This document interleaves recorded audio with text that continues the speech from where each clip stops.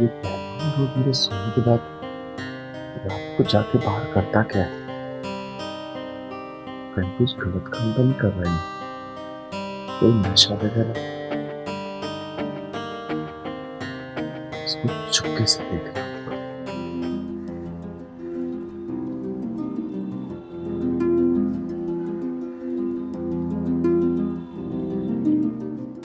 Face pack लगा के मैं बिल्कुल हीरो की तरह लगूंगा।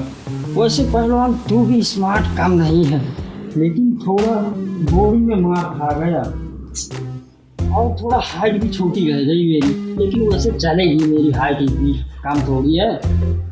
बॉडी नहीं है तो क्या हुआ, दीदी के साथ रहते अंदर से डर खत्म हो गया। पहलवान ये मेरे पहलवान को हीरो बनने का भूत कब से सवार हो गया। देखती हूँ कि क्या क्या करता है ये। चिंगारी दीदी का पहलवान। दीदी पता नहीं अपने गले में कौन से कंपनी के सिस्टम लगा के रखती है कि सिस्टम ही फाड़ देती है, उनके गले को कुछ होता ही नहीं। पहलवान तू अपने खोपड़ा चमका, गले में मोच मत ला। तेरा पहलवान भी बहुत भोला है, आखिर से हुआ क्या है? क्या हो गया पहलवान से उस लड़की को? सॉरी।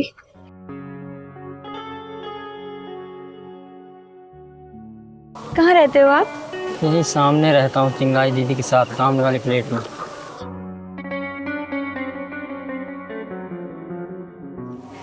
Thank you.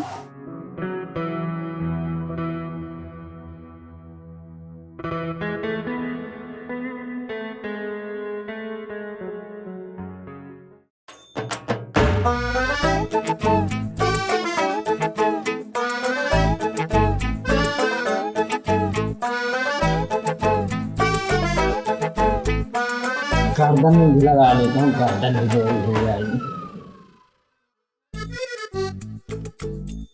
पहलवान आखिर तुझे प्यार हो ही गया।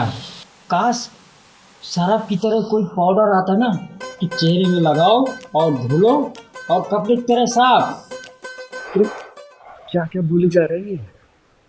आखिर है कौन जिससे पहलवान को प्यार हो गया है? वो पहलवान है क्या? हाँ है। आप कौन? मैं ज्योति। अंदर आओ बेटा, अंदर। ये तो घर तक आ गई, अब तो दीदी के सामने मेरी भाड़ा पड़ जाएगा। लगता है मेरे लिए पूरी रात सोई नहीं।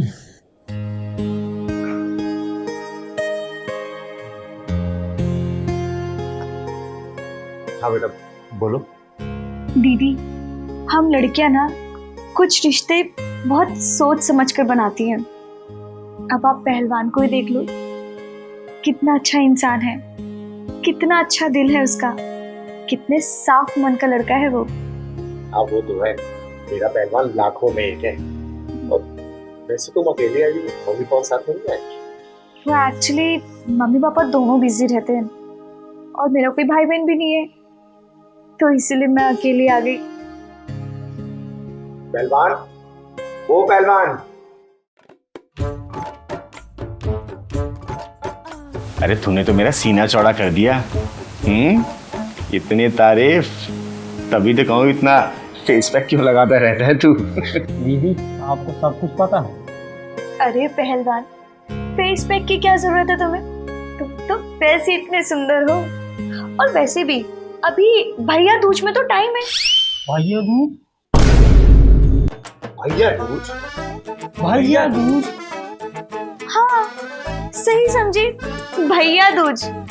वो एक्चुअली मेरा कोई भाई नहीं है ना, हर बार मेरी राखी भैया दूज सोने जाती थी। मुझे कोई भाई चाहिए था, बिल्कुल पहलवान जैसा, और देखो मिल भी गया। तो इस बार मेरा भैया दूज बिल्कुल सोना नहीं जाएगा, क्यों पहलवान? दीदी आपके साथ रहने में ना यही प्रॉब्लम है, सब लोग आपको दीदी बनाते हैं और मुझे भैया। आज बहुत ही खुशी का दिन है कि बरसों से बिछड़े दो भाई फिर से एक हो गए हैं। हाँ चिंगारी जी, आपका एहसानमंद हूँ।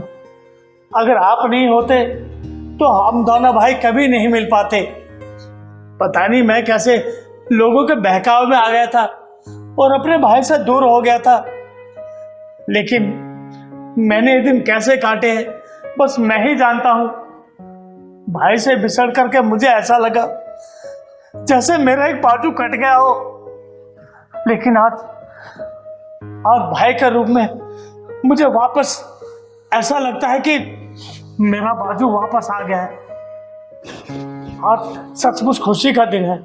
देखिए संजीव जी, मैंने तो सिर्फ दोनों भाइयों के बीच में जो गलतफहमियां थी ना वो दूर की है, लेकिन दोनों भाई तो एक माँ के कोख से जन्मे थे ना, कब तक दूर रह सकते थे। दोनों ने एक दूसरे की कमी महसूस की और आज देखिए दोनों भाई एक साथ हैं। हाँ चिंगारी जी, एक कलंक था मेरे माथे पे कि मैंने दोनों भाइयों को अलग कर दिया। अरे मैं थक गई थी लोगों की बातें सुन सुन के, लेकिन सच्चाई क्या थी ये मैं जानती थी। लेकिन आज ये कलंक मेरे माथे से धुल गया चिंगारी जी। आज ये दोनों भाई एक हो गए, इससे बढ़ के खुशी और कुछ नहीं है। अरे आज तो हमारे घर में दिवाली होनी चाहिए। देखिए सुनीता जी, मैंने भी आपके बारे में लोगों से बहुत सुना है, और जिन लोगों से सुना ना वो सब आपके चाहने वाले थे। उन्होंने ये बताया कि सुनीता जी की कोई गलती नहीं है। देखिए बाहरी लोगों ने तो दो भाइयों के बीच में फूट डाल दिया, लेकिन कलंक आपके माथे पाल दिया। और एक बात हमेशा याद रखिएगा, किसी भी घर में, दुनिया के किसी भी घर में कोई भी फूट डलता है ना, हमेशा इल्जाम एक औरत के ऊपर ही आता है कि औरत घर में आई और दो भाइयों को अलग कर दिया, औरत घर में आई माँ बाप को घर से बाहर निकाल दिया, औरत घर में आई सारी प्रॉपर्टी अपनी हथिया ली। तो देखिए ये कलंक तो आपको जिंदगी भर झेलना ही पड़ेगा, है ना। देखिए सुनीता जी, सीता माता का जब हरण हुआ था ना, रावण ने किया था, सीता माता को अग्नि परीक्षा देनी पड़ी थी, लेकिन फिर भी वो अपने आप को निष्कलंक साबित नहीं कर पाई। ये तो जन्मों जन्मांतर तक चलेगा। बस ये औरतों का बस यही धर्म होना चाहिए कि कैसे भी करके अपने परिवार को जोड़ के रखें। और हाँ, मैं आप लोगों से भी बोलना चाहती हूँ, घर के बाहर लोग क्या बोल रहे हैं ना, वो आपके घर में सिर्फ फूट डालना चाहते हैं। कोई भी किसी की खुशियां देख के खुश नहीं होता है, लेकिन हाँ अगर आप परेशान होंगे ना, नमक और मिर्ची जरूर डालने आएगा। इस बात को आप दोनों भाई भी याद रखिएगा, ठीक है। हाँ चिंगारी जी, आपकी वजह से मुझे मेरा भाई वापस मिल गया है, मुझे सारी दुनिया की खुशी मिल गई है। हाँ चिंगारी जी, आपने लाखों घरों को उजड़ने से बचाया। भगवान आपकी ना लंबी उम्र करे। समाज की बेटी हूँ, समाज के लिए जीऊंगी, और जब तक मेरी सांसें चल रही है ना, समाज का भला ही करती रहूंगी, समझी।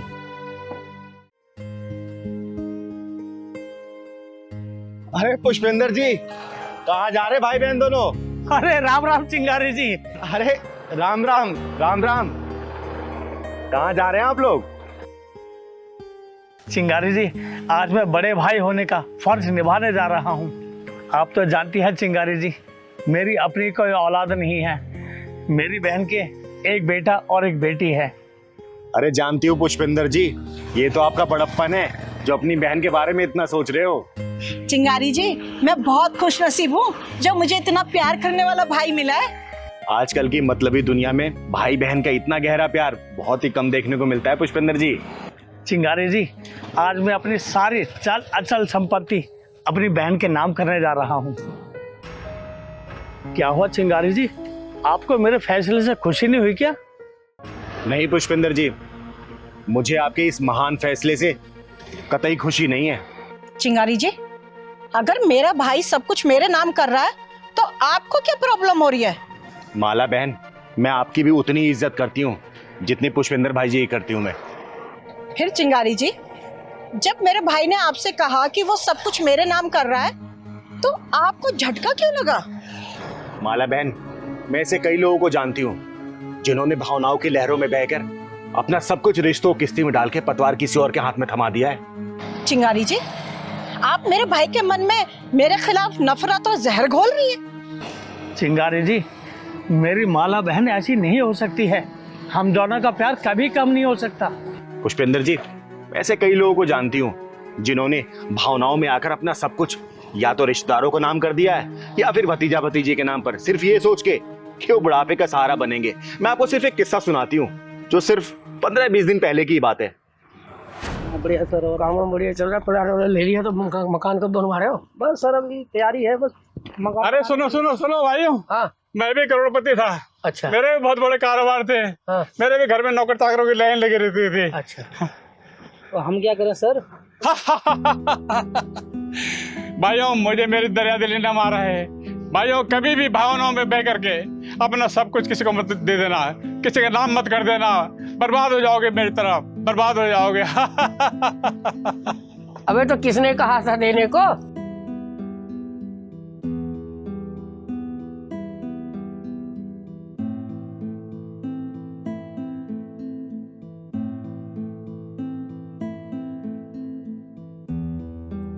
अरे कोई मेरे सुनता ही नहीं है, कोई मेरे मानता ही नहीं है, कोई मेरे कहना मानता ही नहीं है।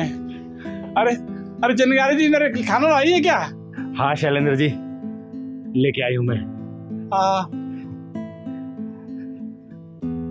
हाँ लाओ लाओ लाओ, ये लीजिए। चिंगारी जी देखो कैसे करोड़पति आदमी भिखारियों की जिंदगी जी रहा है। भावनाओं के सागर में बिना सोचे समझे जो कूदता है ना, वो डूबता जरूर है शैलेंद्र जी। चिंगारी जी मेरी कोई औलाद नहीं है। मैंने सोचा था इतनी सारी दौलत का मैं क्या करूंगा। मैंने जोश में आके अपनी सारी संपत्ति अपने बड़े भाई के लड़के के नाम पे कर दी। जब तक बड़े भाई जिंदा थे मुझे किसी चीज की कमी नहीं होने देते थे, मेरा पूरा ख्याल रखते थे वो। भाई के गुजरते ही कुत्ते की तरह घर से निकाल दिया मेरे भतीजे ने मुझे। शैलेंद्र जी आपने अपने ही हाथों अपने नसीब के टुकड़े किए हैं। ले लीजिए, मैं आपके लिए खाना लाई।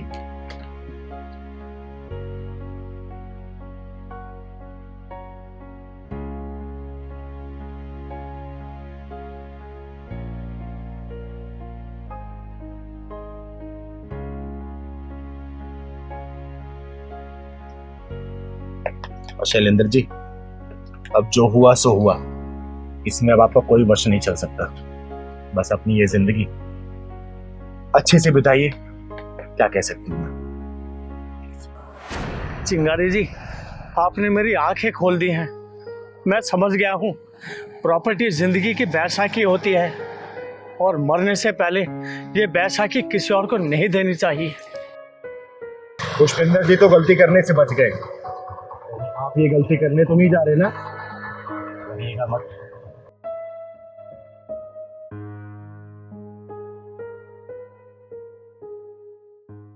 सुनो जी, इसे कहते हैं तकदीर का पलटी मारना।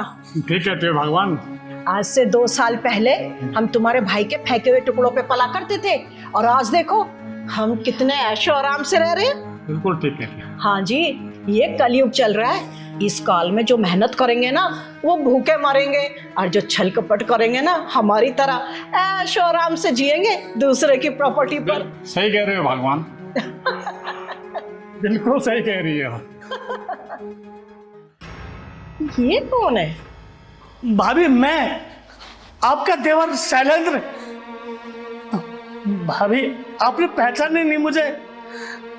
मैं आना नहीं चाहता था भाभी, लेकिन क्या करूं, इस भूखे के लिए आज किसी ने दरवाजा नहीं खोला, इसीलिए आपकी चौखट पर आ गया हूं। भाभी अपना खाना बहुत अच्छा बनाती हो। मैं ना मैं यहीं बैठ जाऊंगा। घर में जो भी बना ले आओ भाभी, मैं यहीं खा लूंगा भाभी, यहीं बैठ के खा लूंगा मैं। सुनो जी, अब बैठे बैठे क्या देख रहे हो? धक्के मार के बाहर निकालो ना इसे। जिस घर में बैठ के शैलेंद्र जी को खाना खाना चाहिए वहां पे तेरे जैसा नीच और लालची भाई बैठ के खाना खा रहा है, और जिसे दूसरों के टुकड़ों पलना चाहिए यहाँ पे शहंशाहों की तरह जिंदगी जी रहा है। ये बंदा गली गली भीख मांग के खाना खाता है, इसने अपनी आप बीती बताई तभी चिंगारी आई है, समझा? अबे तो है कौन और मेरे घर में घुसे कैसे आई? चिंगारे चिंगारे कन्नर, 2 मुँहे सांपों के लिए तलवार 2 धारी हूं मैं। गौर से मेरी आंखों में देख, चिंगारी हूं मैं, चिंगारी। काट के लाश कर दूंगी, जला के राख कर दूंगी, समझा? और उस राख को ना हवा में उड़ा दूंगी, समझा? मेरी बदनसीबी देखो चिंगारी जी, अपने ही घर में भीख मांगकर खाना पड़ रहा है मुझे। अबे तू कैसा कलयुगी भाई और तू कैसी कलयुगी भाभी है? जो अपने भाई और अपने देवर को दर दर ठोकर खाने के लिए मजबूर कर दिया इसी के पैसों पे तुम दोनों ऐश कर रहे हो और ये बंदा दर दर भीख मांगने के लिए मजबूर हो चुका है? तूने अपनी मर्जी से ही अपनी सारी प्रॉपर्टी मेरे नाम कर दी थी, कोई जोड़ो से नहीं की थी। हाँ, हमने कोई जोर जबरदस्ती नहीं की थी कि हमारे मत्थे मार दे तू अपनी प्रॉपर्टी। क्या इन्होंने अपनी सारी प्रॉपर्टी तुम दोनों का नाम इसलिए किया था कि तुम दोनों मिलके इन्हें दर दर भटकने में मजबूर कर दो, खाने के लिए तरसा दो? चिंगारी जी, मैंने आपको अपनी 2 साल पुरानी मेडिकल रिपोर्ट दिखाई थी ना, उन दिनों मेरी मानसिक हालत बिल्कुल भी ठीक नहीं थी, जिसका फायदा उठा के इन दोनों ने सब कुछ अपने नाम करवा लिया था, है ना? हाँ चिंगारी जी, इन्होंने धोखा दिया है, विश्वासघात किया है। ये लोग मेरे ही घर में मालिक बनकर बैठे हैं और मैं अपने ही घर में 2 रोटी की भीख मांग रहा हूँ, 2 रोटी की भीख मांग रहा हूँ। फ्रॉड और 420 का ऐसा केस लगवाऊंगी ना कि दोनों के दोनों बाहर की दुनिया देखने के लिए तरस जाओगे, याद रखना। चिंगारी जी, जब कोर्ट में मैं जायदाद के पेपरों पर साइन कर रहा था तो मेरा हाथ कांप रहा था मेरा हाथ। बस इतना सबूत काफी इन दोनों को सजा दिलवाने के लिए। तुम्हारी मानसिक स्थिति ठीक नहीं थी और इन दोनों ने तुम्हें डरा के धमका के तुम्हारा सब कुछ अपने नाम करवा लिया और तुम्हें दूध में पड़ी मक्खी की तरह निकाल के फेंक दिया। ऐसा कुछ भी नहीं था। हाँ, इन्होंने अपनी मर्जी से सब कुछ हमारे नाम किया था। जानती हूं मैं, लेकिन कानून सबूत मांगता है, सबूत, समझे? चिंगारी जी, आपसे हाथ जोड़ के विनती है, इस उम्र में हमारी इज्जत से खिलवाड़ मत कीजिए। तो ठीक है, कल सुबह ही ये घर खाली करके निकल जाओ तुम लोग। हाँ, हम लोग चले जाएंगे, बस आप ना हमारी इज्जत को मत उछालना। चिंगारी जी, हमें माफ कर दीजिए। हाँ चिंगारी जी, हमें माफ कर दीजिए। भैया आप हमें माफ कर दीजिए। Out, out.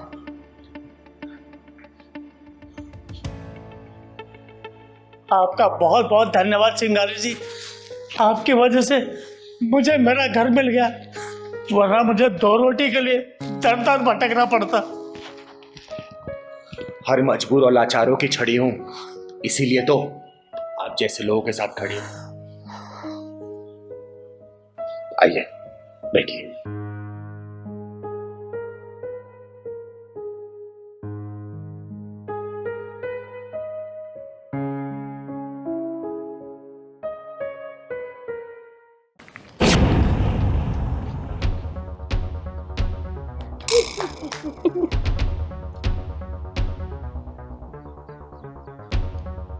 शाबाश बेटा, निशाना बहुत सही लगा लेते हो तुम।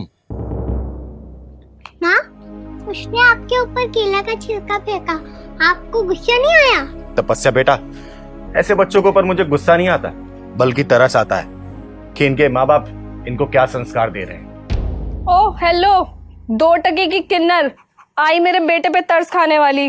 मैडम जी, तरस तो मुझे तुम्हारे ऊपर भी आ रहा है।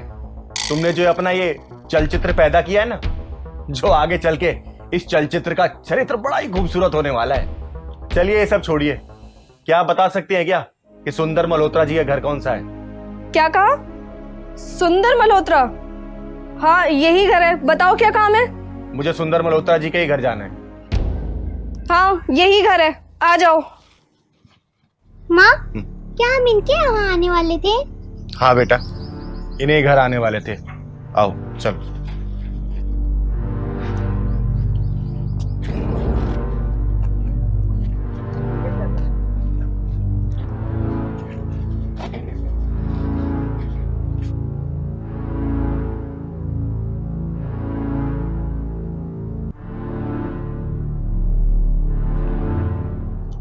हाँ बताओ क्या काम है?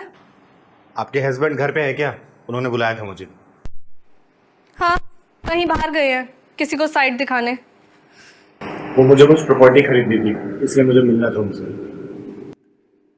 बैठ जा, आते ही होंगे।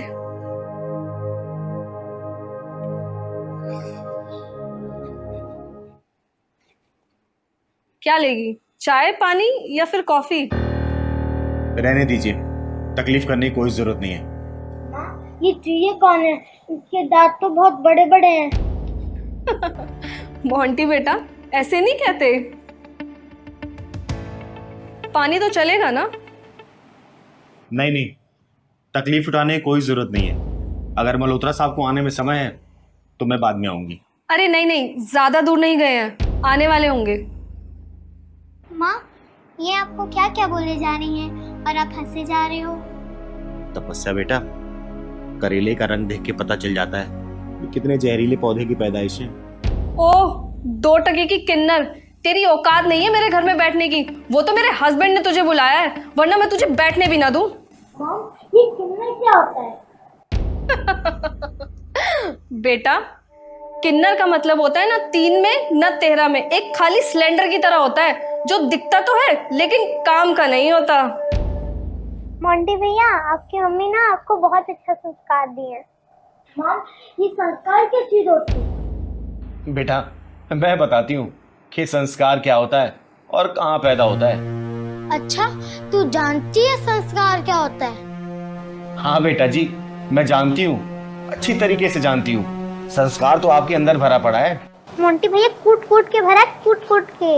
ओ लड़की, अपनी औकात में रह और अब बकवास बंद कर। अरे मैडम जी, नाराज क्यों हो रही हो? आपके साहबजादे ने पूछा तो ये बता रही है। मोंटी बेटा, संस्कार के कई रूप होते हैं, कई चेहरे होते हैं। कुछ संस्कार तो सादगी की मिट्टी में पनपते हैं, गुलाब की तरह खुशबू बिखेरते हैं, खुशबू। और कुछ संस्कार तो नफरत और अभिमान से भरे पड़े रहते हैं। नफरत और अभिमान की मिट्टी में पैदा होते हैं वो, जो अपने आगे किसी की नहीं सुनते। माँ, ये मोंटी भैया किस मिट्टी के पैदाइश है? Oh hello, get out from my home, निकलो यहाँ से। अरे चिंगारी, तू कब से बैठी है यहाँ पर? माँ, ये आप कहाँ लेके आ गई हैं मुझे? हाँ सर, थोड़ी देर पहले ही आई हूँ मैं। अच्छा बोल, कैसा मकान चाहिए तुझे? जे कॉलोनी में रहने की इसकी औकात नहीं और सपने देख रही है पॉश एरिया में रहने के। नकली रईस जादो, कान खोल के सुन लो। समंदर अगर शांत है ना तो यही नहीं सोचना चाहिए कि उसमें लहरें नहीं उठेंगे, तूफान नहीं आएगा। वो जितना शांत दिखता है ना, तूफान कहीं ज्यादा भयानक लेके आता है। आई बात समझ में? तू कहना क्या चाहती है चिंगारी? यही कि नई नई रईसी पाके ये मत भूल कि समय किसी का एक जैसा नहीं होता। आज समय तेरा है, कल उसका है, परसों किसी और की चौखट पे सिर मारेगा। समय के पहिए के नीचे ने अच्छे से अच्छे दौलतमंद घुस के मर चुके हैं। ये तुम दोनों की एक औलाद है। क्या संस्कार दिया तुम दोनों इसको, जिसे ना बोलने की तमीज है और ना बात करने का लिहाज है? ये संस्कार दिया तुम दोनों ने इसको? डैड, कैसे कैसे लोगों को घर में बुला लेते हो आप? माँ, छोड़ो, मोंटी भैया तो वही सब सीखेंगे ना जो उनके मम्मी पापा बताएंगे। मल्होत्रा साहब, मेरी औकात कितनी है मायने नहीं रखता। अरे मायने तो ये रखता है कि घर में आए हुए मेहमान के साथ कैसा सुलूक किया जा रहा है। अरे बेटा, माँ, बाप, तीनों के तीनों अहंकार की भट्टी में जला के पैदा किए गए हो क्या? बोलो। तपस्या बेटा, चलो यहाँ से। जिस घर में संस्कारों का अंतिम संस्कार हो चुका हो, उस घर में सांस लेना भी संस्कारों के खिलाफ है। खिलाफ। कौन थी ये? अरे थी कोई किन्नर, बहुत मिलते हैं इसके जैसे। तुम कॉफी बना के लेके आओ, पूरा मूड खराब कर दिया। क्या हुआ बेटा, रो क्यों रही हो तुम? हैं? मम्मी ने डांटा या फिर पापा ने कुछ कहा क्या? आज मेरा बर्थडे है। अरे बेटा, तुम्हारा जन्मदिन और तुम रो रही हो? जन्मदिन के दिन तो बच्चे खुशियां मनाते हैं। नाम क्या है तुम्हारा? मेरा नाम तपस्या है। हैप्पी बर्थडे तपस्या बेटा। और खुशी के दिन तुम रो रही हो, ये अच्छी बात नहीं है बेटा। दीदी, मम्मी पापा मेरे भैया का बर्थडे बनाते हैं पर मेरा नहीं मनाते हैं।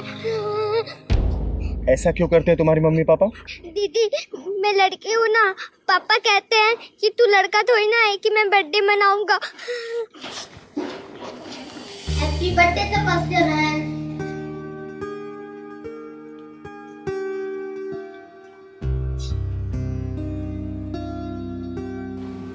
भाई, तेरे बर्थडे पे मम्मी केक लाती है, फ्रिज लाती है याद ही नहीं रहता है। मुझे तो याद रहता है ना तपस्या बहन। रुद्र भैया, मम्मी पापा मेरे साथ ऐसा क्यों करते हैं? क्योंकि तू लड़की है, लड़का नहीं। और तू पराई है, पराई। बुढ़ापे में हमारा साथ ये देगा, तू नहीं। जा जाके काम कर। बेटा, तुमने ब्रेकफास्ट किया? मम्मी, तपस्या का बर्थडे है, केक मंगवा दो ना। रुद्र बेटा, ये तुम्हारी बराबरी नहीं कर सकती। पापा, हम दोनों ही तो आपके बच्चे हैं, तो फिर तपस्या से भेदभाव क्यों? बेटा, इसका बर्थडे क्या बनाना, ये तो लड़की है। मम्मी, क्या मैं आपकी बेटी नहीं हूँ? बहुत जुआन चलाने लगी है ये। कई दिनों से पिटी नहीं है ना। अभी डंडा उठाऊंगा और तेरा बर्थडे अच्छे से मना दूंगा। चल जाके काम कर। जी पापा जी। चुप हो जा बेटा, चुप हो जा। तुम्हारा बर्थडे चिंगारी दीदी मनाएगी, वो भी तुम्हारे ही घर में। दीदी नहीं, मम्मी पापा बहुत डांटेंगे। नहीं डांटेंगे बेटा, ये चिंगारी दीदी है ना, मना लेगी। चलो केक लाने चलते हैं दोनों। बेटा, तुमने ब्रेकफास्ट नहीं किया था ना? लो, ये खाओ। Very good.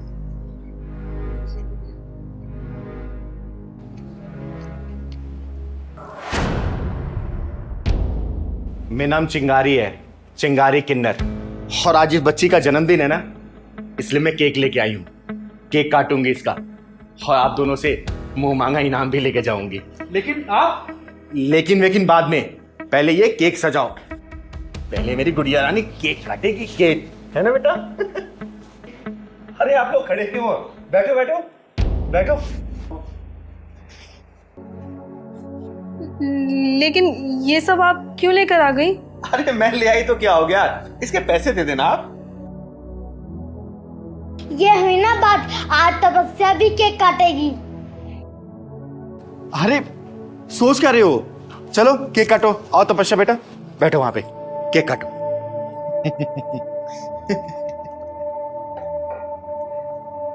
केक काटेगी तपस्या बेटा। ये रहा केक। ये लो बेटा, पकड़ो। अरे वहां बैठे क्या हो, यहां बैठो आप। अरे बहन, हाथ लगाओ, केक कटवाओ ना। तपस्या बेटा, केक काटो, केक काटो।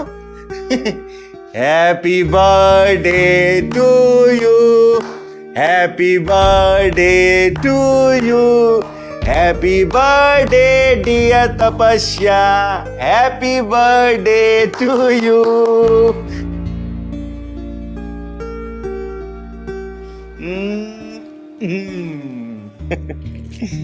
ये लो तपस्या बेटा, मेरी तरफ से आशीर्वाद। ऐसे ही हमेशा खुश रहो, चहकती रहो, फूलों की तरह महकती रहो। भगवान तुम्हें हमेशा खुश रखे। थैंक यू चिंगारी दीदी। दीदी, ये सब आपने क्यों किया? क्योंकि आप लोगों ने ऐसा नहीं किया। अरे बेटा बेटी में भेदभाव करना बहुत बड़ा पाप है, और दुनिया में बहुत सारे ऐसे लोग हैं जो बेटा बेटी में भेदभाव करते हैं। समय कुछ पता नहीं होता कि समय कब करवट बदल ले और बेटा कब आपसे मुंह मोड़ ले। वो कहते हैं ना, बेटा एक समय पे माँ बाप को छोड़ सकता है, लेकिन बेटियां मरते दम तक साथ नहीं छोड़ती। अरे बेटियों की खुशियां होती कितने दिन की हैं, जब तक वो माँ बाप के साथ रहती हैं, और जब शादी हो जाती है तो पता नहीं होता कि ससुराल में मुस्कुराएगी या फिर आंसू बहाएगी। समझे? दीदी, आप सच कह रही हैं। बेटियों की खुशियां तब तक ही होती हैं जब तक वो माँ बाप के साथ हैं। कहने को तो बेटियों के दो घर होते हैं, लेकिन दोनों घर में से कोई भी घर उसका नहीं होता। दोनों जगह वो पराई ही बोली जाती हैं। आई एम सॉरी दीदी, हम आज के बाद लड़की या लड़का में कोई भेद नहीं करेंगे। दीदी, आपने हमारी आंखें खोल दी। हमेशा खुश रहो, और हमेशा एक बात याद रखना कि बेटा बेटा सब करे, बेटी करे ना कोई, और बेटी ही इस जग में माँ बाप का सहारा होए। समझे? खुश रहो बेटा, सब खुश रहो। परीक्षा बेटा, फोन रखो, ये लो, खाना खाओ। माँ, कितना ख्याल रखती हैं आप मेरा? माँ अपनी गुड़िया रानी का ख्याल इसलिए रखती है क्योंकि मेरी गुड़िया रानी ना गुलाब की कली जैसी है। अगर माँ अपनी गुड़िया रानी का ख्याल नहीं रखेगी तो मेरी गुड़िया रानी मुरझा जाएगी ना। चलो खाना खाओ। अच्छा माँ, आपने मेरा नाम परीक्षा क्यों रखा है? बोलिए ना माँ। बेटा, मेरा बस चलता ना तो मैं दुनिया की हर लड़की का नाम परीक्षा रख देती। पर क्यों? परीक्षा बेटा, एक लड़की पैदा होने से लेके अपने जीवन के अंत तक परीक्षा ही देती रहती है। उसका जन्म ही परीक्षा देने के लिए होता है। तुम बहुत छोटी हो अभी, तुम्हारी समझ में नहीं आएगा। तुम खाना खाओ। नहीं, मैं बताओ ना। परीक्षा बेटा, जब कोई लड़की पैदा होती है ना, और जब वो समझदार बन जाती है, तभी से उसकी परीक्षा शुरू हो जाती है। उसके सब्र की परीक्षा, उसके धैर्य की परीक्षा, उसके चुप रहने की परीक्षा, उसके बोलने की परीक्षा।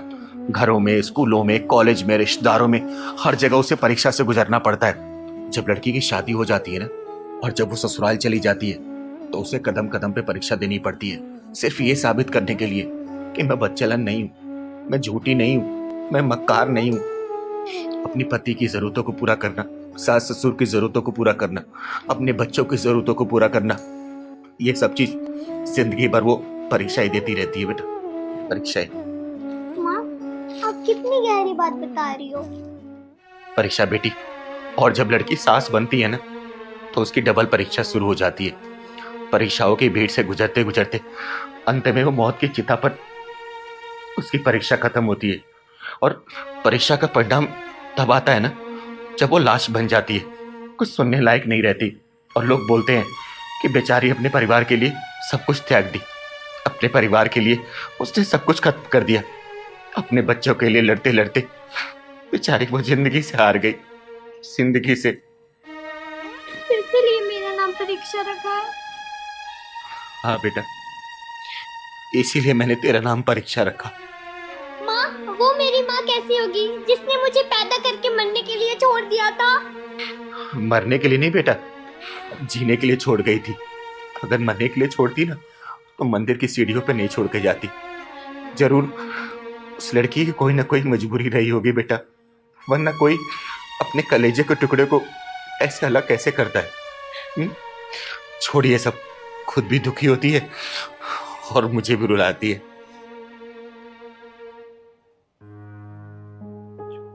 दीदी नमस्ते। अरे वंदना बेटा, नमस्ते नमस्ते। आ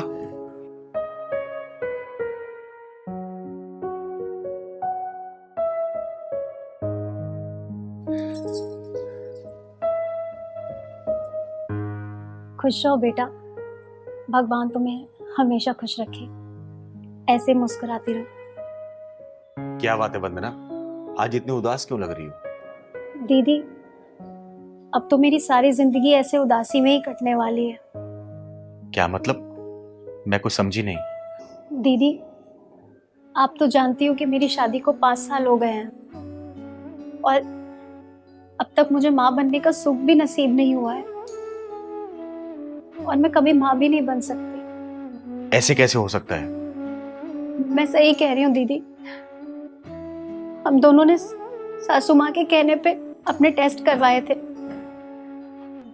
और सारी कमी मेरे अंदर ही निकली। रिपोर्ट में साफ साफ लिखा है कि मैं कभी माँ नहीं बन सकती। वंदना बेटा, ये सब तो ऊपर वाले की मर्जी से होता है, इसमें हम इंसानों का कोई जोर नहीं चलता। तुम किसी अनाथ आश्रम से कोई बच्चा क्यों नहीं अडॉप्ट कर लेती? यही सोच के तो मैं आपके पास आई हूँ दीदी। मैं कुछ समझी नहीं, मेरे पास क्यों आई हो? किसी अनाथ आश्रम में जाके बच्चा अडॉप्ट कर लो, 10-15 दिन में मिल जाएगा तुम्हें बच्चा।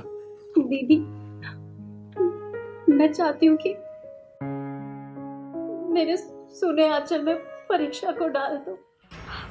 वंदना बेटा, परीक्षा मेरे जिगर का टुकड़ा है, मैं इसके बिना एक पल भी नहीं रह सकती।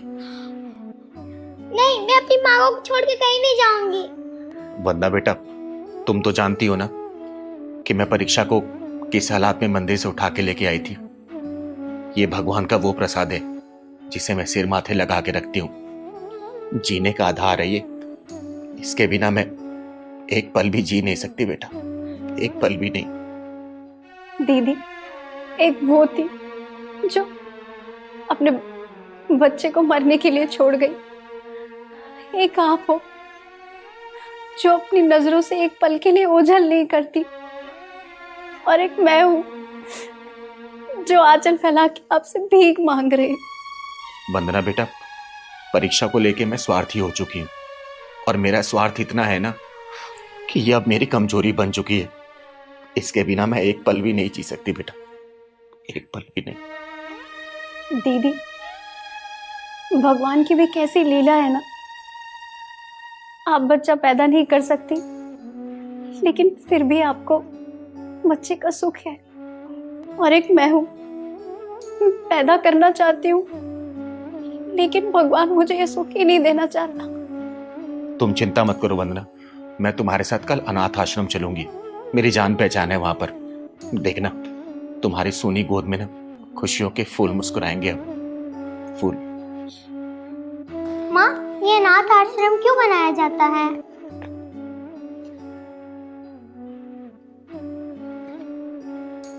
परीक्षा के सवाल का जवाब है क्या आप लोगों के पास? यह अनाथ आश्रम क्यों बनाया जाता है? क्या बात कह रहे हैं शर्मा जी आप? चिंगारी जी, मैं जो कुछ भी कह रहा हूँ ना, सोच समझ कर कह रहा हूँ और मेरा फैसला एकदम अटल है। और हमने ना पक्का फैसला कर लिया है चिंगारी जी। लेकिन आंटी जी, आपका बेटा तो जवान है, आपकी बहू भी है, लेकिन ऐसा क्यों सोच सकती हो? अरे क्यों नहीं कर सकते? क्या हमें किसी का डर है क्या, या हमें किसी की परमिशन लेनी पड़ेगी? चिंगारी जी, ये फैसला हमने ऐसे ही नहीं किया है, बहुत मजबूरी में आके हमने ये फैसला लिया है। मेरी सारी बात हो चुकी है, कागजी कार्रवाई भी हो चुकी है, मुझे बस सिर्फ वहां जाना है और साइन करना है, दैट्स ऑल। शर्मा जी, मेरा सिर्फ ये कहना था कि एक बार सोच लीजिए और फिर फैसला लीजिएगा। अंकल जी, भैया भाभी कहीं नजर नहीं आ रहा, कहीं गए हैं क्या? हाँ, शायद हमारी चिता के लिए लकड़ी का इंतजाम करने गए वो दोनों। चिंगारी जी, हम अपनी जिंदगी का जनाजा जीते जी उठते हुए नहीं देख सकते। हाँ, इसलिए हमने ये फैसला लिया है कि हम अनाथ आश्रम से बच्चा गोद लेंगे। हाँ आंटी जी, आपका बच्चा रोहन तो है ना, फिर क्या जरूरत है बच्चा गोद लेने की? चिंगारी जी, जब बच्चे को पता हो ना कि उसके माँ बाप का जो कुछ भी है उसी का है और उसका कोई हिस्सेदार नहीं है, तो उसका दिमाग का इंजन गलत पटरी पे चलना शुरू हो जाता है। और उसे सही पटरी पर लाने के लिए हम सही फैसला करके सही काम करने जा रहे हैं। आंटी जी, औलाद के होते हुए बच्चा गोद लिया जा सकता है क्या? लिया जा सकता है, आधी संपत्ति बच्चे के नाम करके। और हाँ, मैं यही करना चाहता हूँ ताकि मेरे बच्चों की समझ में आ जाए कि बाप आखिर बाप ही होता है। पापा, ये मैं बाहर क्या सुन रहा हूँ? प्रॉपर्टी का बंटवारा करने के चक्कर में आप कोई बच्चा गोद लेने जा रहे हैं? हाँ, तूने सही सुना। हमारे होते हुए आप लोग ऐसे कैसे कर सकते हैं? बेटा, जब रोड पे गाड़ी चलती है ना और चलते चलते अगर उसका पहिया पंचर हो जाता है तो टायर बदलना पड़ता है। बिना टायर बदलते गाड़ी चल नहीं पाती, समझा? आप होती कौन है हमारे घर के मामले में बोलने वाली? चिंगारी जी का औधा ना इस घर में हम सबसे बड़ा है। बेटा, चिंगारी का दूसरा नाम ज्वालामुखी है, और जब ज्वालामुखी फटता है ना तो शोला बन जाता है। और तूने अपने माँ बाप को इतना मजबूर कर दिया है ना कि मजबूरी में ये जाके घर का दूसरा बारिश लेके आ रहे हैं, समझा? सही कहा दीदी, हर माँ बाप को यही करना चाहिए। जब सारे माँ बाप ईद का जवाब पत्थर से देने लग जाएंगे ना तो सारी बिगड़ी औलादें सही रास्ते पर आ जाएंगी। बेटा, ऐसा हमने क्या कर दिया जो आप हमारे हिस्से की खुशियों का बंटवारा करना चाह रहे हैं? तुम लोग ये पूछोगे तुम लोगों ने क्या नहीं किया है? अरे शर्मा जी, घंटों पार्क में बैठ के आंसू बहा के सारी बातें मुझको बताते थे, ऐसे ही नहीं आई हूं मैं यहाँ पर। चिंगारी जी, छोड़ो इन बातों को। हमने जो फैसला किया है ना, हम उसे पूरा करके ही रहेंगे।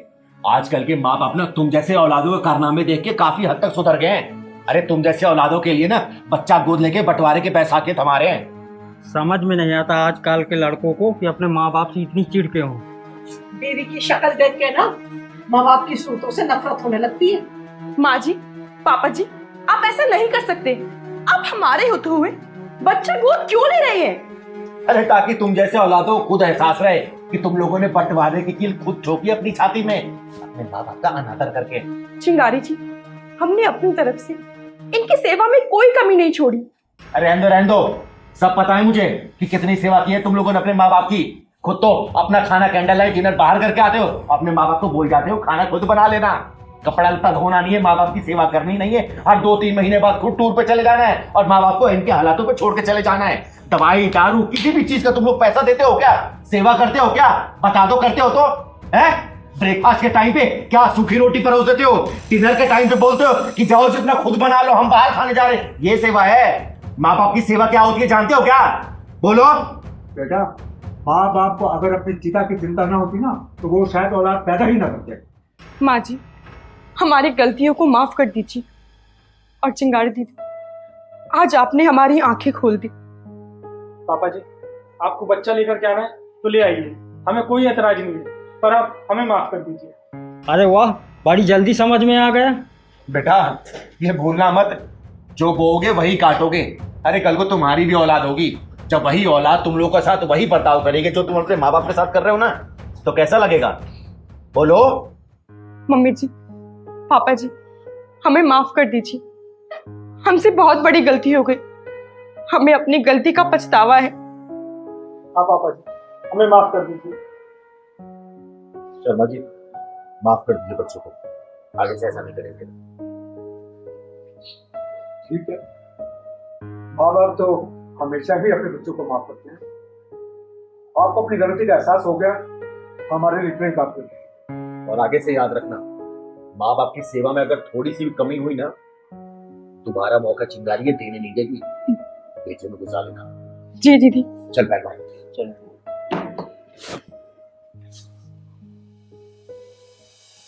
किशोरी कुछ ऐसा इंतजाम हो जाए, जुबां पे राधा राधा राधा नाम हो जाए। कितना प्यारा गाना गा रहे हैं दोनों बच्चे। हाँ दीदी, बहुत अच्छा है। आप तो जरा। किशोरी कुछ ऐसा इंतजाम हो जाए, किशोरी कुछ ऐसा इंतजाम हो जाए, जुबां पे राधा राधा राधा नाम हो जाए, जुबां पे राधा राधा राधा नाम हो जाए, किशोरी कुछ ऐसा इंतजाम हो जाए। कितना प्यारा गाना गा रहे हो तुम लोग, इतना प्यारा भजन। इतने अच्छे सिंगर होके भी ये भीख मांग रहे हो।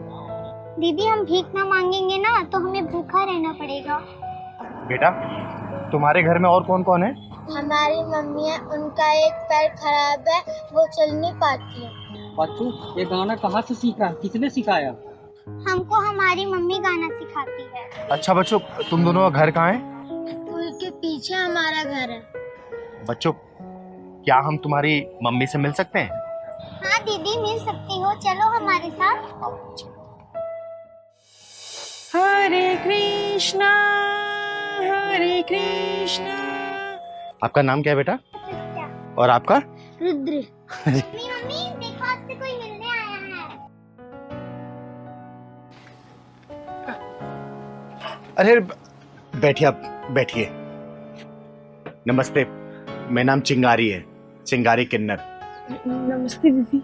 माँ, ये दीदी आपसे मिलना चाहती थी। आइए दीदी, बैठिए। बहन, शायद आपको पता नहीं होगा कि आपके घर में दो अनमोल रत्न ने जन्म लिया है, जिनके गले में साक्षात सरस्वती जी का वास है। कितना सुरीला गाते हैं ये दोनों। बहन, आपका नाम क्या है? दीदी, हमारा नाम रागिनी सरगम है।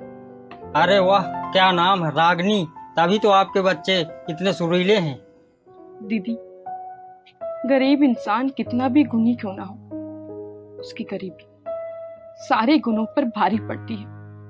पर मैं जानती हूँ कि मेरे बच्चे फुटपाथ पर गाते गाते ही बड़े होंगे और एक दिन गुमनाम मौत की गोद में सो जाएंगे। नहीं रागिनी बहन, ऐसा नहीं होगा। ये दोनों बच्चे आपकी जिंदगी से अंधेरा दूर करने के लिए पैदा हुए हैं। ये दोनों अपने सुरों की रोशनी से आपकी गरीबी के अंधेरे को दूर करेंगे, और देखना, आपकी ये जिल्लत भरी जिंदगी ना, यही बच्चे दूर करेंगे। यही।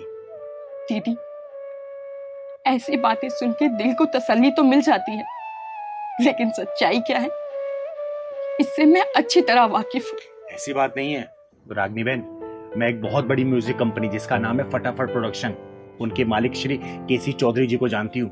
बहुत ही नेक दिल इंसान है, और मुझे पूरा विश्वास है इन दोनों बच्चों की गायकी सुन के इन्हें वो गाने का मौका जरूर देंगे, और ये दोनों बच्चे गायकी में अपना परचम लहराएंगे। याद रखना इस बात को। सच दीदी, क्या हमारे गाने की रिकॉर्डिंग होगी? क्या दीदी हमारे गाने को सब लोग देखेंगे? हाँ मेरे बच्चों, आपके गाने को लोग सुनेंगे भी और सारी दुनिया देखेगी भी। दीदी, हमें अपनी किस्मत पे भरोसा नहीं होता कि हमें भी अच्छे दिन दिखाएगी। बहन, किस्मत भी साथ देगी और इन बच्चों का भविष्य भी।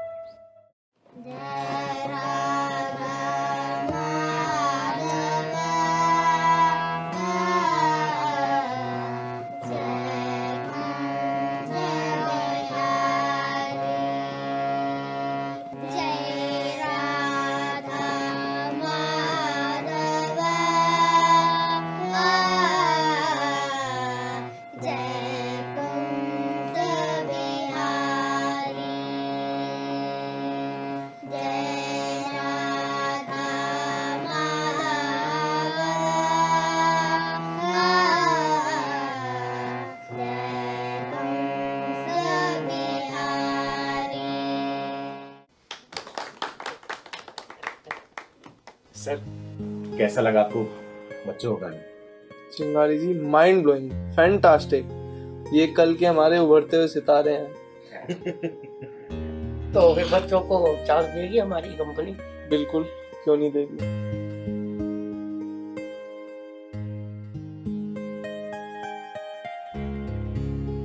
हेलो, हाँ राज जी, मैं आपके पास 2 बच्चों को भेज रहा हूँ। इनकी रिकॉर्डिंग कराइए। हमारी कंपनी के उभरते हुए सितारे हैं ये। जी जी बिल्कुल जी। Thank you sir, thank you so much.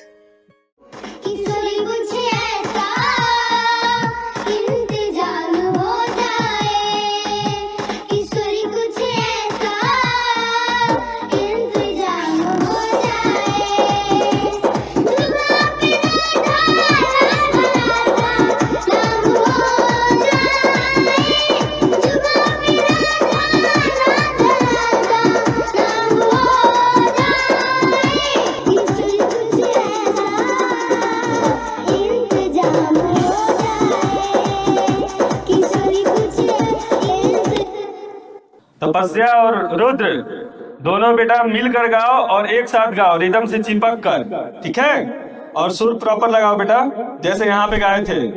आओ तो फिर से टेक करते हैं, आ जाओ।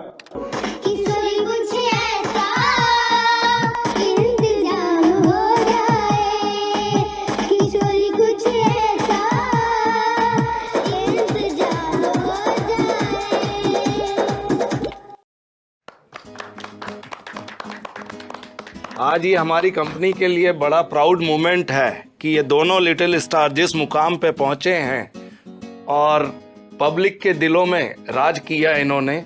बहुत ही कम समय में बहुत अच्छे इन्होंने गाने प्रस्तुत किए हैं और आप सब लोगों का बहुत प्यार मिला इनको, और इसका टोटल श्रेय चिंगारी जी को जाता है। चिंगारी जी ने इनकी कला को पहचाना और वो कंपनी में इन बच्चों को लेके आए, और देखो आज बच्चों की इस कला की वजह से किस मुकाम पे ये बच्चे पहुंचे हैं। आप सबने जो प्यार दिया है, मैं चाहूंगा कि चिंगारी जी इनके बारे में 2 शब्द कहें। चौधरी साहब, ये तो आपका बड़प्पन है जो आप पूरा श्रेय मुझे दे रहे हैं। हालांकि मैंने कुछ भी नहीं किया है, मैंने तो सिर्फ इन दोनों बच्चों को सिर्फ रास्ता दिखाया है। मैंने बहुत नाम सुना था कि फटाफट प्रोडक्शन कंपनी हर उस अच्छे सिंगर को मौका देती है जिनके अंदर वो काबिलियत होती है।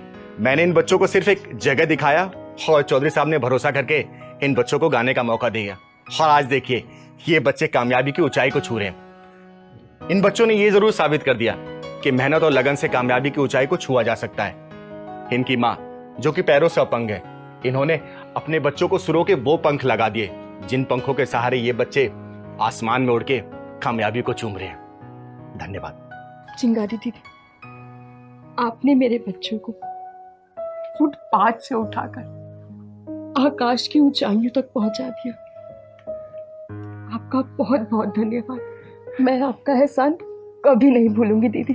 अरे नहीं बहन, इसमें एहसान वाली क्या बात है? मैंने क्या किया? मैंने तो सिर्फ रास्ता दिखाया, बाकी तो आपकी लगन और आपके बच्चों की मेहनत है। हमेशा खुश रहिए आप लोग। इसी तरीके से फटाफट प्रोडक्शन को प्यार दुलार आशीर्वाद देते रहे ताकि ये कंपनी दिन दुनी रात चौगुनी तरक्की करते रहे। और ये तो सिर्फ एक ट्रेलर है, पिक्चर अभी बाकी है दोस्तों देखना। इस कंपनी से बहुत सारे सुरीले सिंगर आते रहेंगे और कामयाबी वहां तक चूमेंगे। बहुत बहुत धन्यवाद।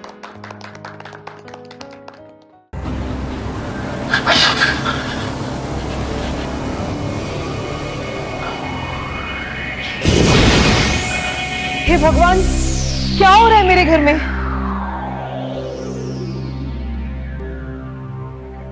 ये तो बड़ा ही चंचल और नटखट था, फिर अचानक से क्या हो गया इसको? दीदी, बड़े मन्नतों के बाद हमारा बेटा सनी पैदा हुआ और भावना दोबारा माँ नहीं बन सकती। अगर ये माँ बनी तो इसके बचने के चांस बहुत कम होंगे। दीदी, मेरा बेटा खेलने में कूदने में हर काम में नंबर 1 था, फर्स्ट आता था।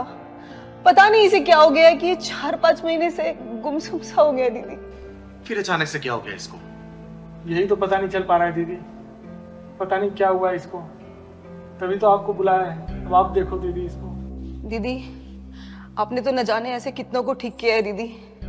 मेरे बेटे पे भी चमत्कार कर दो ना दीदी, इस पे भी हाथ रख दो ना दीदी। इस शनि को मेरे ठीक कर दो दीदी प्लीज।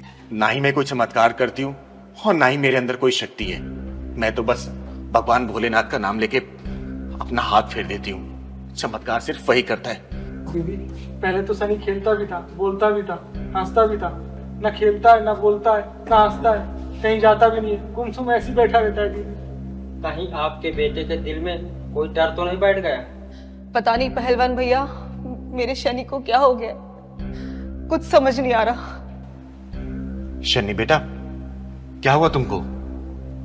कुछ तो बोलो बेटा। बेटा दीदी, ये इसी तरीके से गुमसुम बैठा रहता है, कुछ बोलो तो सुनता भी नहीं है।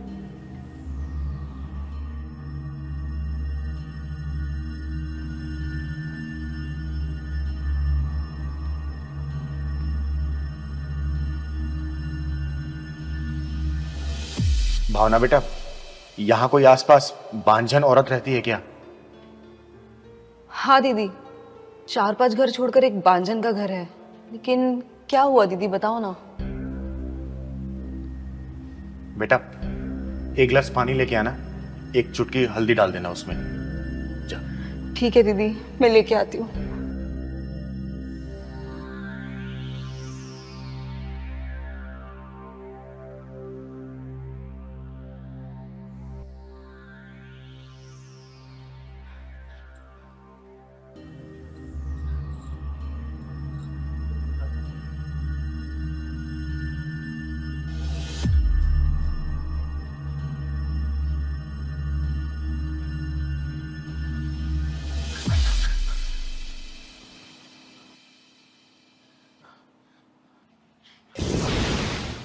हे भगवान, क्या हो रहा है मेरे घर में?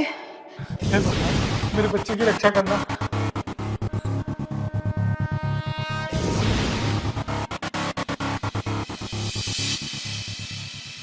ये लो, ये पानी अपने बच्चों को पिला दो।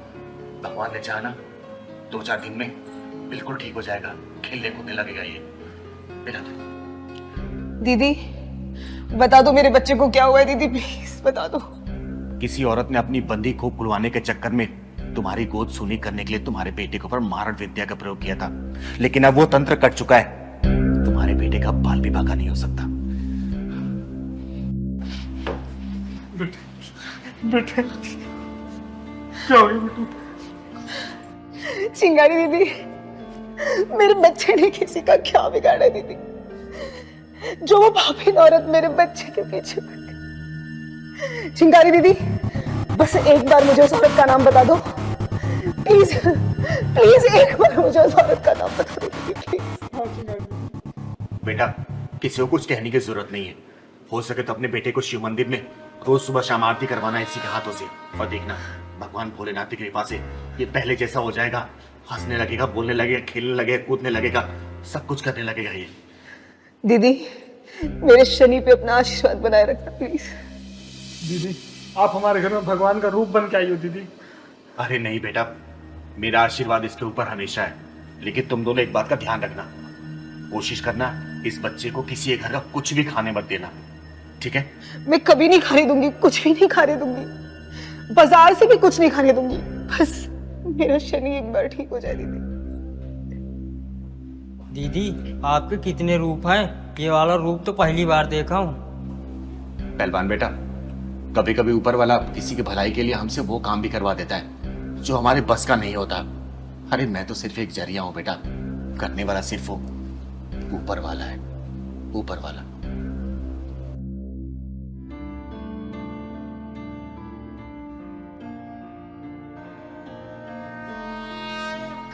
पापा शाम हो गई है, आरती का समय हो गया है। शनि, शनि मेरे लाल, मेरे बच्चे तो बोलने लगा शनि।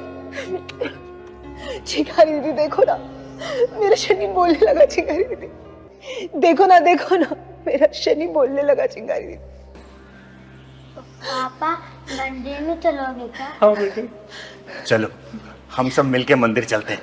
चलो चल चल। क्या हो बेटा, किसने कुछ कहा है क्या तुमको? हाँ बेटा, किसी ने मारा है क्या, बता। मम्मी पापा ने डांटा क्या? बताओ, बोलो बेटा। दीदी मेरे मम्मी पापा मुझसे प्यार नहीं करते। क्या मतलब बेटा? दीदी मेरे मम्मी पापा ने लव मैरिज किए थे और मेरे पैदा होने पर। बोलो बेटा, बोलो, रुक क्यों गए? दीदी मम्मी पापा में रोज लड़ाई होती है और पापा कहते हैं कि मैं उनकी औलाद नहीं है और मम्मी कहती है कि जहर दे दो। फिर ऐसे घटिया लोगों को जिंदा रहने का कोई अधिकार नहीं है। लव मैरिज करके बच्चा तो पैदा कर लिया, अब बच्चे से नफरत करने लगे। दीदी मम्मी पापा मुझे घर में अकेले छोड़ के चले जाते हैं और मुझे घर में अकेले रहना पड़ता है। स्कूल नहीं जाते हो क्या बेटा? पापा ने मेरी पढ़ाई भी छुड़वा दिया है। लो तो बेटा ये खा लो। पापा मुझे घर में अकेले बहुत डर लगता है। डर लगता है तो मैं क्या करूं? तुमने इसकी पढ़ाई क्यों छुड़वाई? बच्चा किसी और का और पढ़ाई लिखाई का खर्चा मैं उठाऊंगा? इतना पागल दिखता हूँ क्या मैं तुम्हें? सुंदर, मेरे कैरेक्टर पे उंगली उठाने से पहले अपने गिरेबान में झांक के देखो तुम। आप दोनों की लड़ाई में मेरी पढ़ाई खत्म हो गई, मेरा क्या कसूर है? बेटा तेरा कसूर सिर्फ इतना है कि तू उस माँ का बेटा है जिसने प्यार और शादी तो मुझसे किया, लेकिन तेरा बाप किसी और को बना दिया।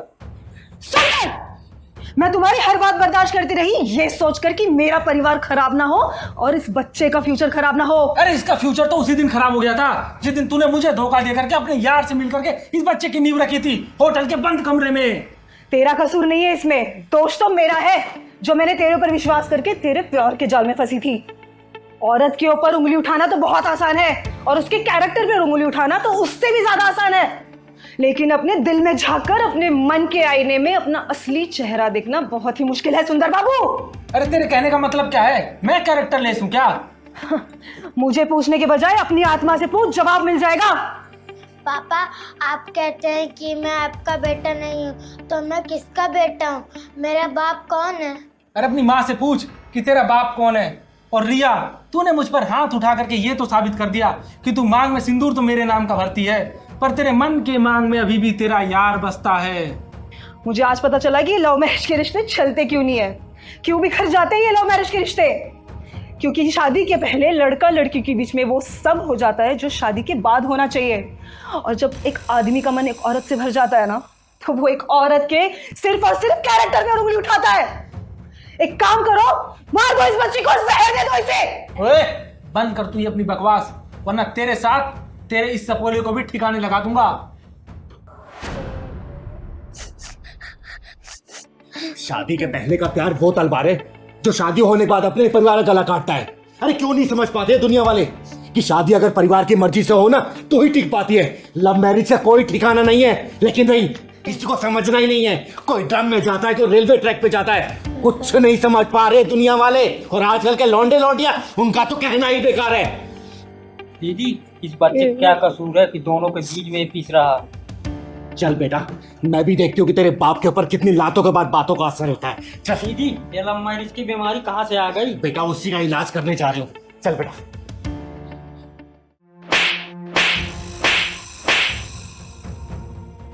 ओए भिखमंगी किन्नर, तेरी हिम्मत कैसे हुई मुझे थप्पड़ मारने की? ओए, उसी तरीके से जिस तरीके से तूने इस बच्चे की माँ को बोला कि ये बच्चा तेरा नहीं है।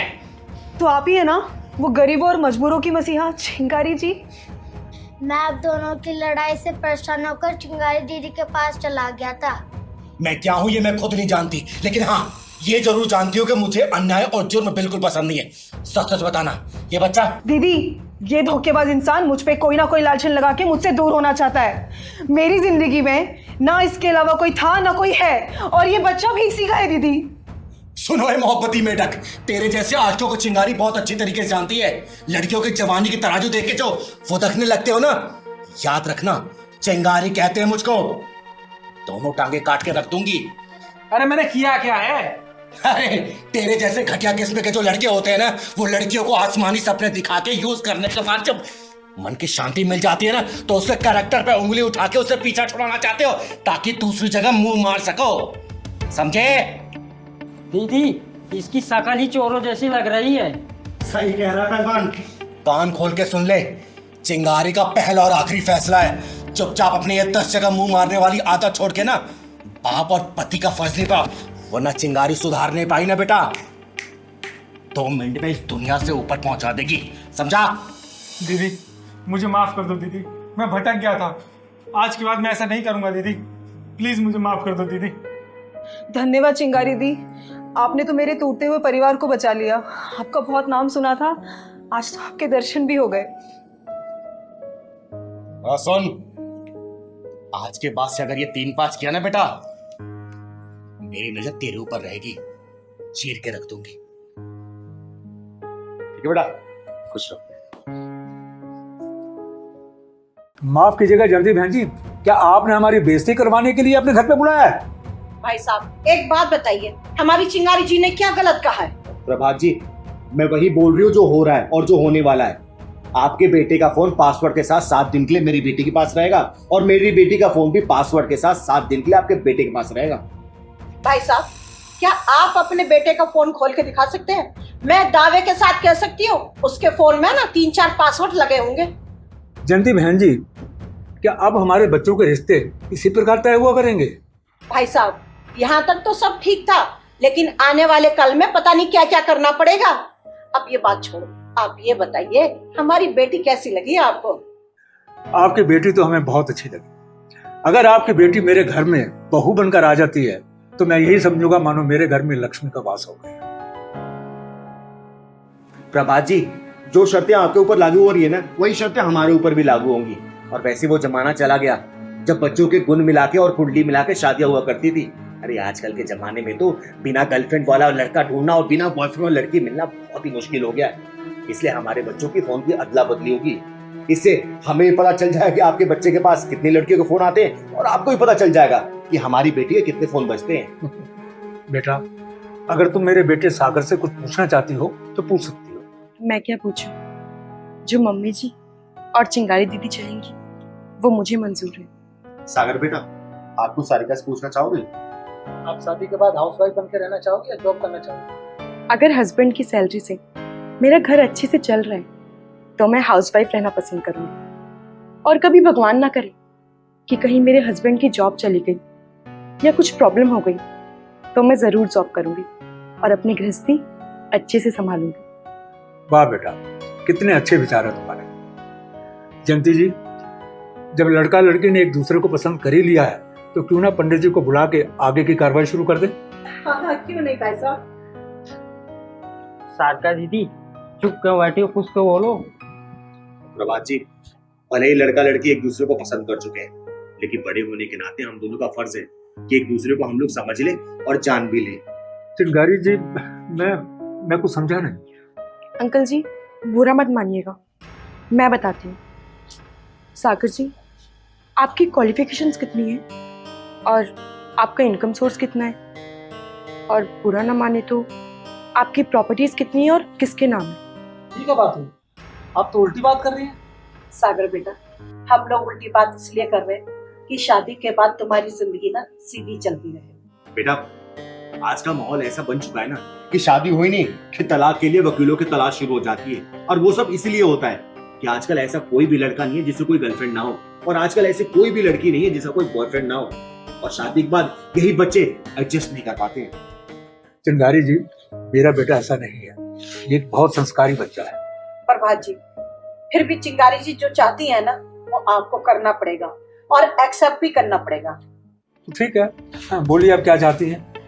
प्रभात जी, आपके बेटे की मेडिकल रिपोर्ट चाहिए, और साथ ही साथ मकान के रजिस्ट्री किसके नाम पे उसकी फोटोकॉपी, बेटे का चरित्र प्रमाण पत्र और पूरे परिवार का पुलिस वेरिफिकेशन, और साथ ही साथ आपके बेटे के इनकम क्या है उसके रिसिप्ट भी चाहिए, और साथ में आपके बेटे का फोन 7 दिन के लिए पासवर्ड के साथ हमारे पास रहेगा। दीदी, ये लोग तो सोच में पड़ गए। भाई साहब, हम लोग जो प्रूफ मांग रहे हैं आप देने के लिए तैयार हैं। ऐसा नहीं है कि हम आपके बेटे का ही प्रूफ मांग रहे हैं, हम अपनी बेटी का भी प्रूफ देंगे। ये लीजिए, हमारी तरफ से सारे proof। प्रभात जी, बोलिए, मंजूर है आपको?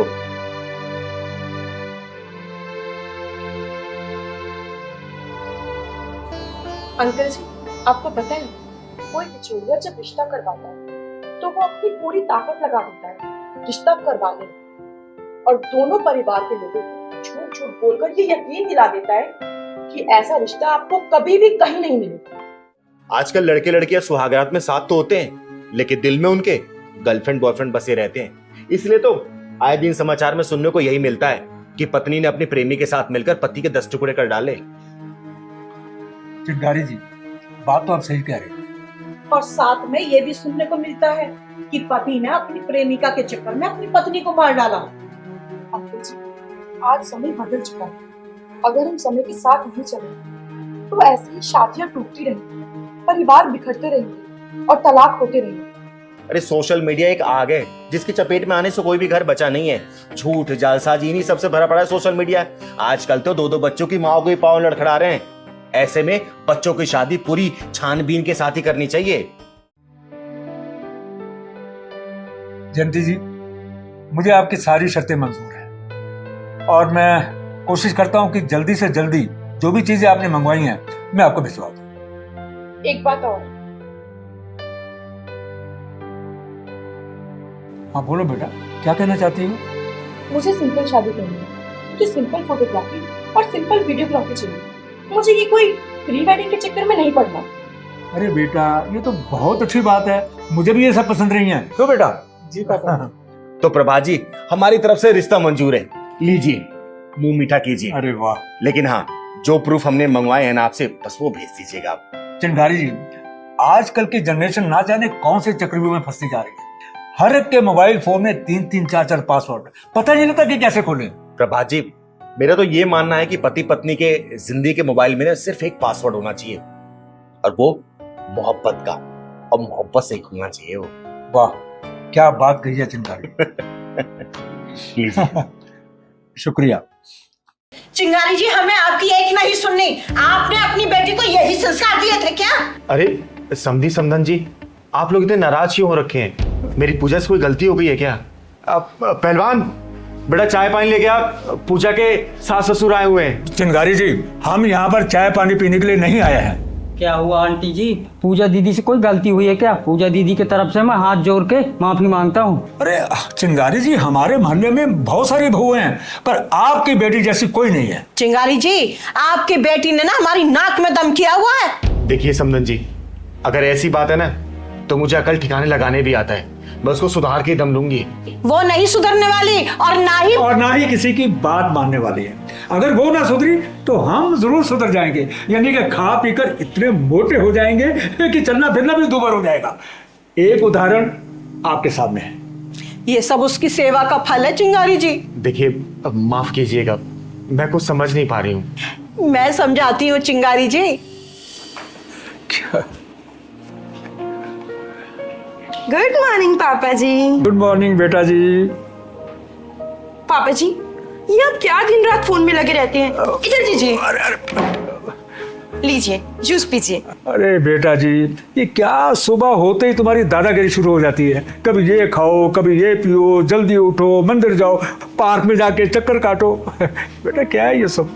पापा जी, बात मत घुमाइए, मैं जैसा बोल रही हूँ वैसे ही कीजिए, समझे आप? जैसा मैं बोलूंगी वैसा ही करना पड़ेगा। आप लीजिए जूस पीजिए। जूस।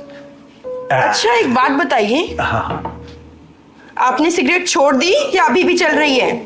सिगरेट कहाँ है? सिगरेट हाँ वो तो बेटा मैंने छोड़ दी, बिल्कुल छोड़ दी। अच्छा ये बताओ बेटा, क्या तुमने मुझे घर में कभी सिगरेट पीते हुए देखा? नहीं ना? नहीं, लेकिन मैं घर की बात नहीं कर रही, बाहर की कह रही हूँ। अपने दोस्तों के साथ पीते तो नहीं? नहीं बेटा बिल्कुल नहीं, बिल्कुल छोड़ दिए मैंने, सच कह रहा हूँ। चलो अच्छी बात है, अब जल्दी से जूस खत्म कीजिए और पार्क में जाकर 1 घंटा तेज तेज चलिएगा। पूरे पसीने से भीगे मिलने चाहिए मुझे। तब तक मैं करेले का जूस तैयार करती हूँ। करेले का जूस? ठीक है बेटा, मैं अभी इसे खत्म करता हूँ। हाँ।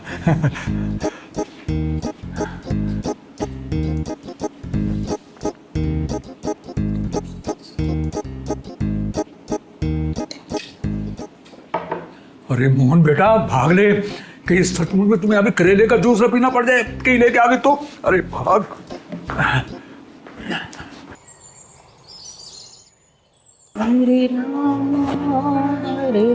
प्रणाम माँ जी। खुश रहो बेटा। माँ जी आपको याद है आज कौन सा दिन है? आज मंगलवार है। हाँ मंगलवार है। आज आपको मेरे साथ हॉस्पिटल चलना है, फुल बॉडी चेकअप के लिए। भूल गई आप? घूरने से काम नहीं चलेगा, जल्दी से दवाई खाओ और आधे घंटे के अंदर तैयार हो जाओ। आपको मेरे साथ हॉस्पिटल चलना है। बेटा ये दवाई ना बहुत कड़वी है, तू रख दे, मैं बाद में खा लूंगी। माँ जी खा रही हो या नहीं? हाँ खा रही हूँ। डांट क्यों रही है? ला।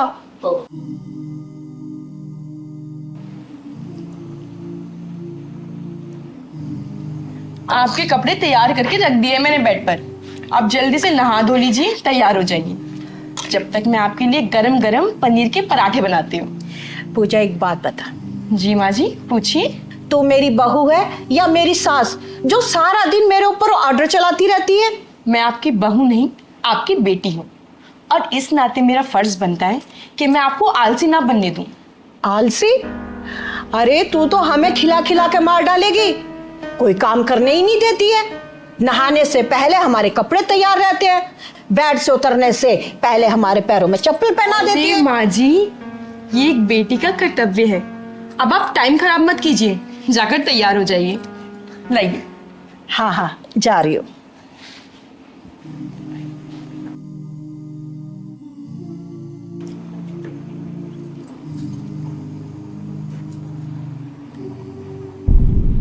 मुझे मत देखो, प्लेट में देखो, सारा खत्म होना चाहिए।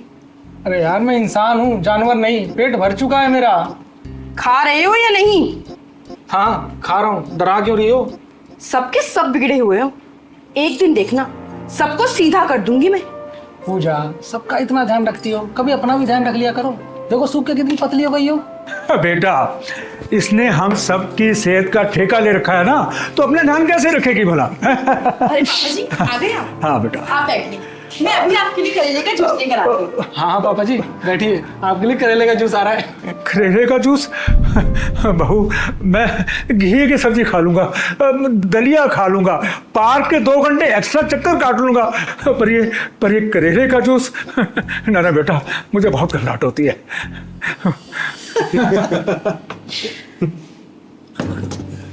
चिंगारी जी हमने जरूर पिछले जन्म में अच्छे पुण्य किए होंगे जो इस जन्म में ऐसी बहू मिली हमें। चिंगारी जी आमतौर पर आजकल की बहुएं सास ससुर को पसंद नहीं करती हैं, उनका आदर सम्मान नहीं करती हैं, लेकिन हमारी बहू हमारा बहुत आदर सम्मान करती है, और ये सिर्फ आपके दिए हुए संस्कारों की वजह से है जो आपने अपनी गोद ली हुई बेटी को दी है।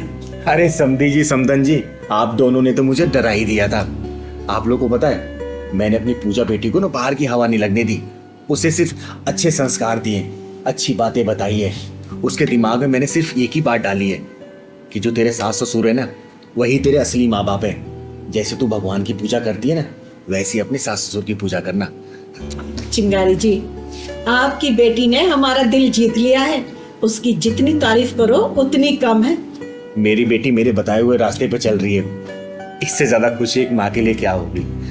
चिंगारी जी आजकल की बेटियां ना शादी के बाद भी ना अपनी पुरानी यादें नहीं भूल पाती हैं। और हमारी बेटी, हमारी बहू तो साक्षात लक्ष्मी है। चिंगारी जी, आपको एक बात बताऊं, हमारी बहू तो चाय का कप तक नहीं उठाने देती है और रोब ऐसे डालती हो जैसे सारे घर की दादी माँ हुई हो। लेकिन हमें उसकी ये डांट डपट भी बहुत अच्छी लगती है, क्योंकि उसी में उसका प्यार झलकता है। मेरी पूजा दीदी यहाँ थी ना तो हमें भी उंगलियों में नचाती थी। चिंगारी जी, हम तो बस आपको यही सब बताने के लिए आए। बस समझी समझन जी, इसी तरीके से मेरी बेटी आप दोनों का दिल जीतती रहे, इससे ज्यादा खुशी की बात मेरे लिए कुछ भी नहीं होगी। अरे समोसे भी खाइए, अरे खाइए। ले पहलवान बेटा ले।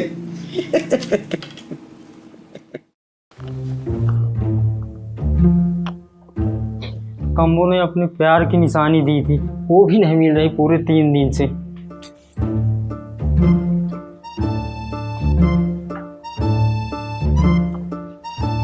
कम्बो तो चली ही गई, लगता है कि उसकी निशानी भी साथ चली गई उसके।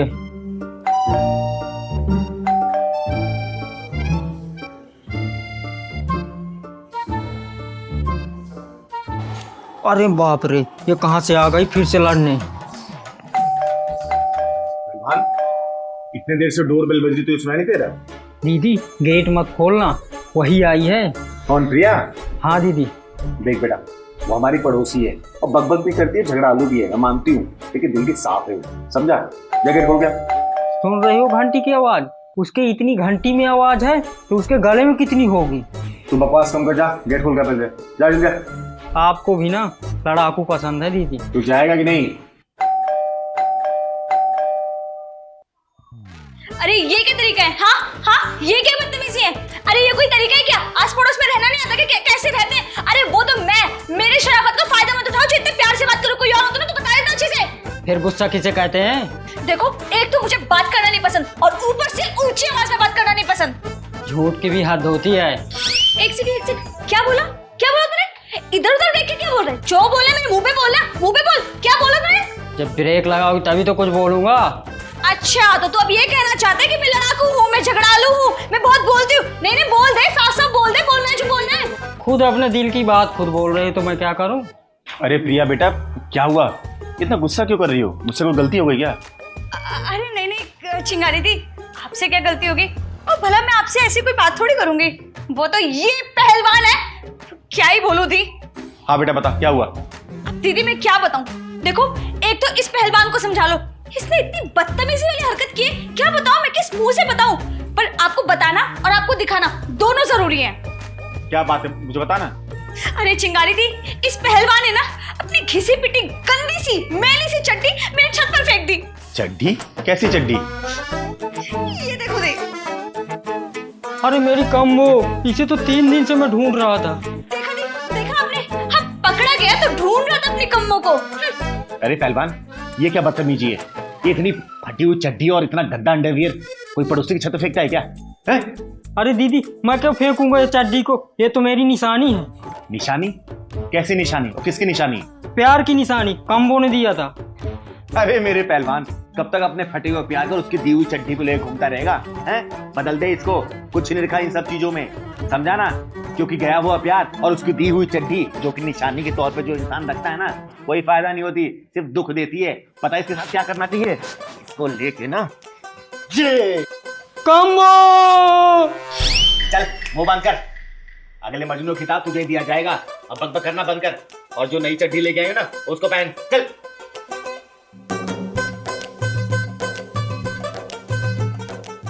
थैंक यू चिंगारी दी। ठीक है बेटा, जाओ घर जाओ। ये पहलवान की फटी चड्डी ने पता नहीं कहाँ कहाँ हमला। अरे कब तुम लोगों को ये बात समझ आएगी कि कभी भाषा के नाम पे, कभी धर्म के आधार पे, कभी रंग भेद के आधार पे सिर्फ बांटते जा रहे, एक दूसरे को जोड़ नहीं रहे।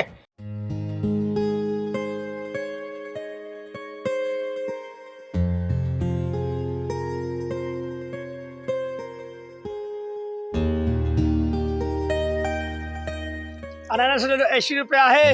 अनारस ले लो, 80 रुपया है। ले लो, 80 रुपया है। अनारस 80 रुपया है।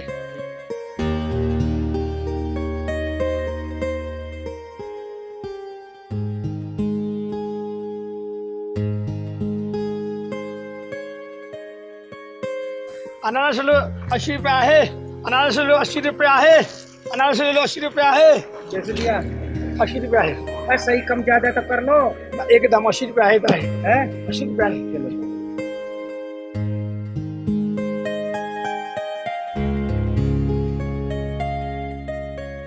अनारस लो 80 रुपया है, अनारस 80 रुपया है साहब, 80 रुपया है, ले लो ले लो।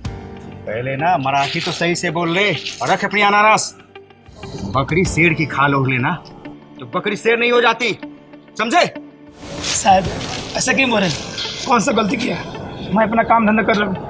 साले तेरा पैदा ही होना गलत है। साहब ऐसा क्यों बोल रहे हैं? कौन सा गलती कर दी? मैं अपना बिजनेस अपने ईमानदारी से चलाता हूँ, सबको हंसाता हूँ, खिलाता हूँ, अच्छा से खिलाता हूँ, फिर ऐसा आप क्यों बोल रहे हैं सर? साले तेरे हंसी में ही जहर छुपा हुआ है जो समय आने पर बाहर निकलता है। तुम लोगों ने मुंबई में आके ना गंद मचा रखा है, सब लोगों के काम खा गए। हम कैसे काम खा गए सर? कैसे काम खा गए? तुम लोग सड़क पे बैठ के खाना बना लेते हो, एक कमरे में 10-12 लोग रहते हो, और तो और सबसे कम दिहाड़ी में भी काम करते हो, हाँ? और जो अच्छे लाइफ स्टाइल जीना चाहते हैं ना, उनको तो अच्छे पैसे चाहिए ना, जो तुम लोगों ने छीन लिया। कीड़े मकोड़ों की तरह जीते हो तुम लोग। अभी तो सामान फेंक रहा हूँ ना, इसके बाद दिखाई दे दिया ना तो रेलवे स्टेशन पे तुम्हें भी फेंक के आऊंगा, समझा? अरे साहब ऐसा मत करो। और एक क्या था देख रही है साहब? चल मराठी बोल के दिखा। वो सब साहब साले तुम्हें इतना साल हो गया मुंबई में रहते हुए और मराठी नहीं आती, हाँ? कल से अगर दिखाई दे दिया ना तो समझ जाना अभी तो तेरे और भाइयों लोग से मिलना है मुझे, निपट के आता हूँ। सब धमकी। चुप।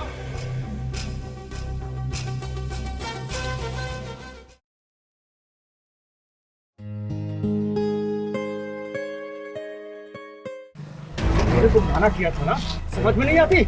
मुंबई में मजा आ रहा है ना? हाँ दीदी, आज पहला ही दिन है, देखते हैं। माजी सा टकली, हटाओ यहाँ से।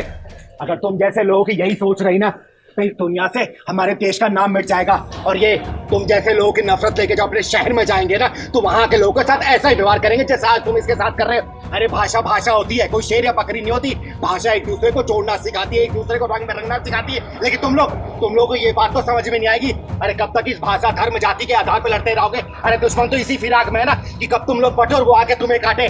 लेकिन तुम लोगों को ये बात समझ में तो आएगी नहीं। अरे 26/11 का वो मंजर याद है?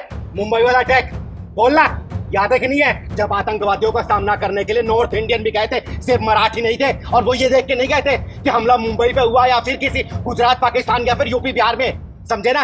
अरे कब तुम लोगों को ये बात समझ आएगी कि कभी भाषा के नाम पे, कभी धर्म के आधार पे, कभी रंग भेद के आधार पे सिर्फ बांटते जा रहे हैं, एक दूसरे को जोड़ नहीं रहे। और ये जो हमारे देश का जो तिरंगा है ना, इसमें 3 कलर होते हैं जो कि हमारी खूबसूरती का प्रतीक है। उसमें दाग धब्बा लगाने की कोशिश मत करो, समझे?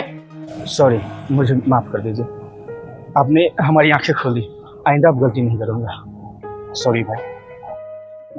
अरे साहब जी, आपने गलती का एहसास कर लिया, यही मेरे लिए बहुत आपकी बात है। कोई बात नहीं। एक बात हमेशा याद रखना, जो काम करने वाला मजदूर होता है ना, वो सिर्फ यूपी बिहार का नहीं होता, वो देश के हर एक कोने से आता है। और जो काम करने वाला होता है ना, उसको चुपचाप काम करने देना चाहिए, उसके बीच में अड़ंगा नहीं लगाना चाहिए। वरना याद रखना, कभी भी हिस्ट्री निकाल के देखना, यूपी बिहार के लोग सर्वोच्चतम स्थान पे होते हैं। पन्ने पलट के देख लेना, समझे?